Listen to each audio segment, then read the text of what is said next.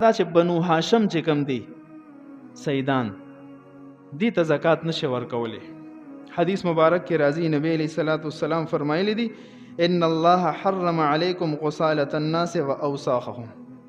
اے بنو هاشم تاسو باندې الله رب العزت د خلکو باقی مانده مال د زکات مال حرام کړی دی او دا د مال خیری دی او دغه خیری پتا سو حرام شوی دی.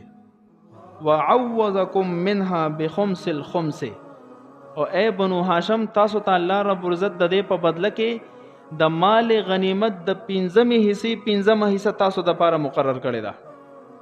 د غنیمت به د اصول و چې کله به مال غنیمت راجمع شو نو دا به 15 حصے کړه، 4 حصے به ته مجاهدینو ته ورکې، پاغي به تقسیم کې.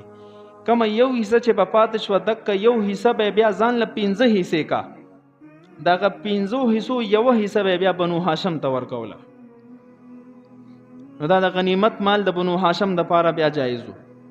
ودلته یو مسله ده، کو یو انسان سید وی واقعي او هغه فقیر دی مستحق دی نو زکات خو نشي ورکولې، خو نفلی صدقه ورکول شي. د دې د احترام په وجه باندې انسان د دې د کور د ضرورتو خیال وساتي. د دې ضرورت په نفلی صدقه سره پوره کېدي شي، ضروري نه ده چې زکات سره پوره شي.